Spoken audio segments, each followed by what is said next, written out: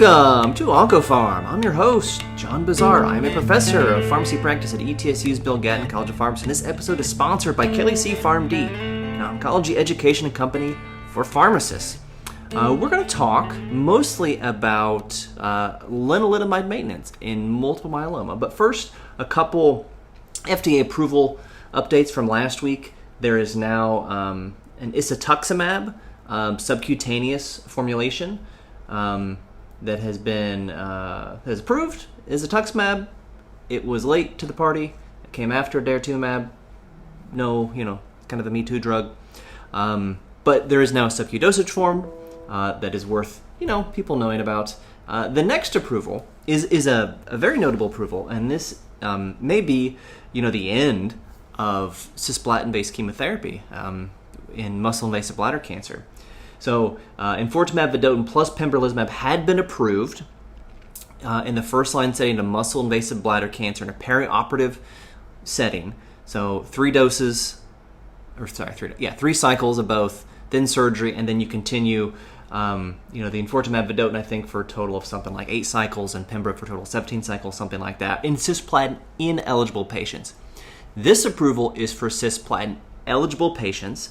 The regimen's a little bit different. It's 4 cycles neoadjuvant to mirror 4 cycles of cisplatin-based neoadjuvant chemotherapy, which the control arm got in cisgem, then radical cystectomy, and then nothing in the control arm. The experimental arm then got the same total number of doses of enfortumab vedotin and pembrolizumab as the cisplatin-eligible, but 3 and then the rest in the cisplatin-eligible. This is 4 and then the rest in the cisplatin-eligible. I don't have a ton more to talk about yet, because this has not been published. It's been presented at ASCO GU, but we don't have the publication yet for this. But it is FDA approved, so I think that you are going to see this probably rapidly adopted. Because we do have this benefit now in the cisplatin eligible patient population, which creates a vacuum of evidence of what is the best thing to do for folks who progress on enfortumab vedotin and pembrolizumab. So kind of a good problem to have, but you would imagine platinum-based chemotherapy we know is still active and probably would be preferred by folks in that line. But that's a new space now to be tested and verified. A lot of people listening to this pod are just trying to learn oncology. You're new to the specialty, or you're just trying to deepen your understanding of a particular disease state like bladder cancer. To help, Kelly Karlstrom, founder of KC PharmD and the ELO Collaborative, created the Learning Oncology Companion. It's a free template that provides a structured framework for learning any cancer type, helping you organize key concepts like risk factors, symptoms, biomarkers, staging treatment. Download the Learning Oncology Companion using the link in the show notes for free. Okay, let's talk about this publication from yesterday, today's date, I guess, in the New England Journal of Medicine, which is continuous or fixed duration maintenance therapy in multiple myeloma. This is part 2 of the Endurance study. No shame if you don't remember part 1 of the Endurance study. I didn't remember it was called the Endurance study, but it was carfilzomib, Revlimid, and Dex. So carfilzomib, lenalidomide, and Dex compared to bortezomib, lenalidomide, and Dex in the first-line setting of multiple myeloma in transplant-ineligible patients. And that was part 1, okay?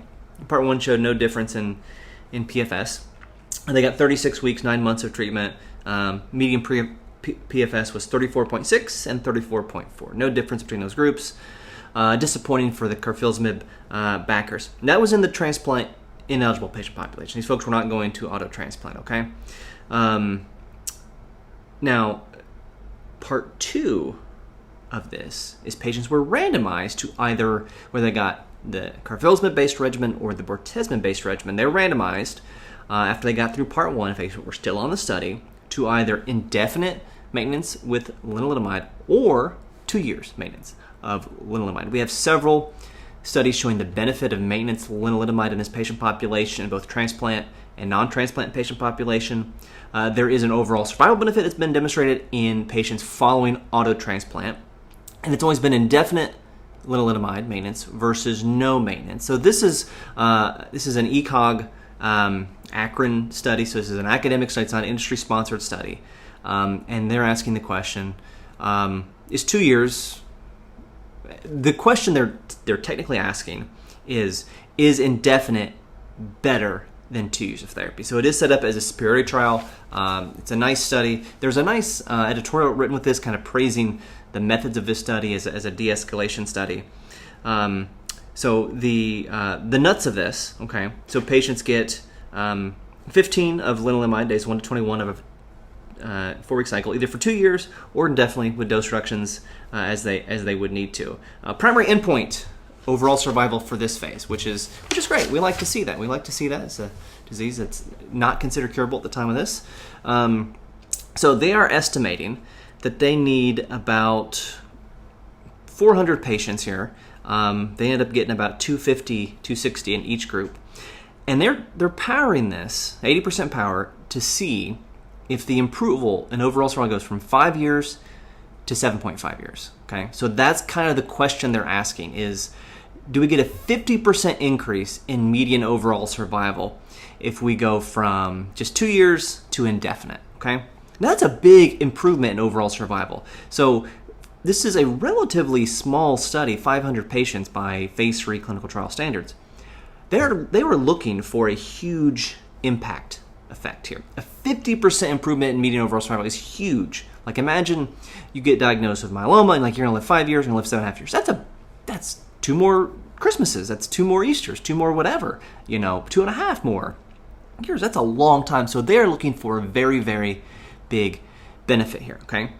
And when I first read this, I was like, oh, wow, maybe they're going to say it's a negative study because it was not significant, but, there could still be a sizable improvement in overall survival that's not significant because your impact factor is looking for such a large, or your sample size, your design is looking for such a big impact. So the analogy I use for students when we talk about sample size and power calculations is, you imagine a haystack, right?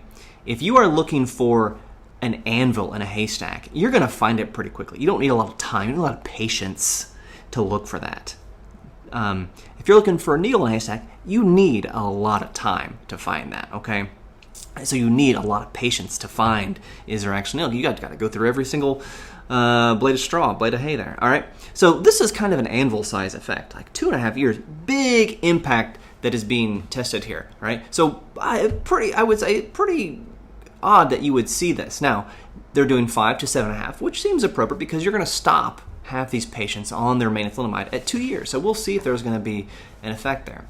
I will point out that 27% of folks had no intent to receive transplant at progressive disease. So some of them maybe still were thinking that if they had progressive disease, they would go. That was equal between the groups.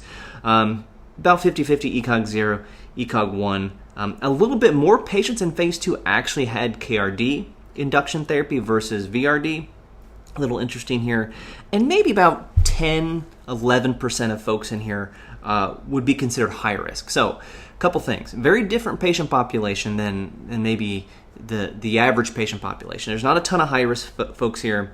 And none of these folks got auto transplant, which at the time was probably more common than it is now. So in some ways, this is still applicable to our patient population today as transplant kind of fades with the new drugs we have in multiple myeloma. So one of the things that is going to impact how well these patients do on maintenance lenalidomide is how well they did with their induction. And so if you look at their response at the end of either KRD or VRD, the rates of stringent complete response were 14 and 14.6%, complete response 20.4, 20.9%, very good partial response 42 and 48. So you between this between the indefinite, forever len, or just the 2 years of lenalidomide maintenance. So they had looks to be similar depth of response going into their maintenance, which is important. Okay, now overall survival at 7 years was 68.6% in the forever group and 69% in the fixed duration. Numerically, they lived longer if they just got 2 years of lenalidomide. So that's the same, right? So even though, I think they designed the study to look for an unrealistically large impact effect, the Kaplan-Meier curves are completely superimposed. The overall survival is exactly the same, okay, between this. If they had done a non-inferiority study of, 10%, it would have met it, right? There doesn't seem to be any difference whatsoever. I don't think there's anything to debate about the, if you look there, or these stats. No. There's no difference here. 2 years versus forever. Not forever, but until progression. Okay. Now, if you look at the progression-free survival, it's not statistically significant, but if you do squint, you could say, oh, well, it looks like, you probably should stay on it longer, that there is a little bit of separation of the curves at the 3-year mark in PFS. As I said, it's not statistically significant. I think if we were in a time in multiple myeloma where we had no options, people would probably squint and try to make an argument for maybe some benefit for long-term lenalidomide versus sticking to 2 years, based now that we know for this study. Now that is just looking at the efficacy. Of course, we have to balance the toxicity. And so the 5-year incidence of second primary cancers, not including like basal cells and cutaneous cell, non-melanoma skin cancers, was 11.2% in the indefinite lenalidomide group and 8.3% in the fixed duration. So yeah, there's more second primary cancers. And of course, there's going to be more hematologic toxicity and diarrhea, likely more detriment to quality of life, certainly lots of cost, not just to patients and payers and society, but opportunity cost for folks dealing with the REMS program every 28 days as well. And so I think this is very welcome for this. Now, this is going to beg the question, what do we do? Like, all right, let's say you have somebody who got a quad. Oh, it's different than these folks. They got 3 drugs in induction. Let's say they're transplant eligible. They got a quad. A lot of folks on quads these days are going on to DARA and Len indefinite maintenance. They would likely have had a deeper response with a quad than the folks in this study. And so, yeah, I think we can apply these results to that patient population and limit your duration of Len maintenance to 2 years. This is an age-old problem or challenge in oncology, is what to do with new old data. This is newly published data, but it's in an older patient population, not just like an age, not just in years, but this is a patient population that doesn't exist anymore. I mean, it does, but it's not the primary type of patient you see with multiple myeloma that's getting a quad-based induction.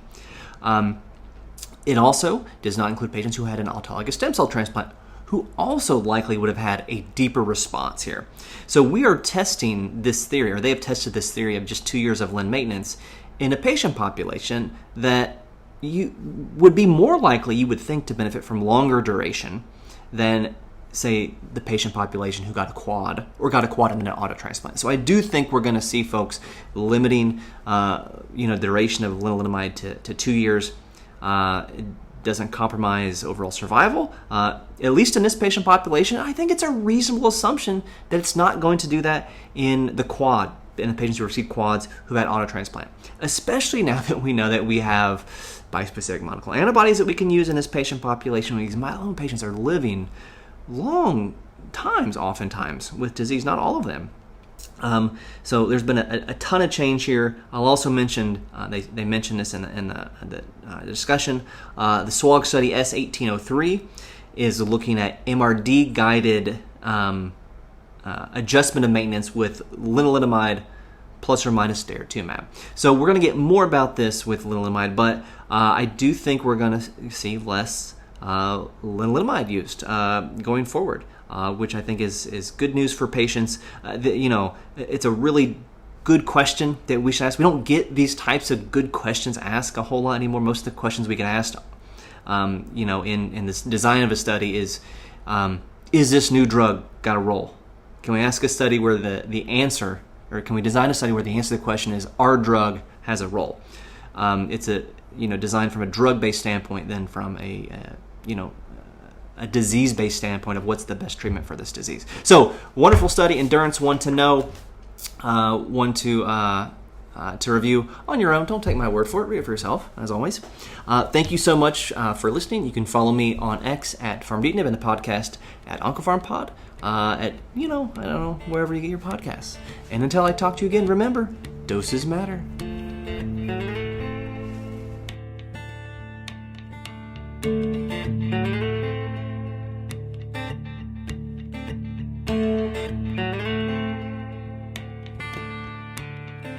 you.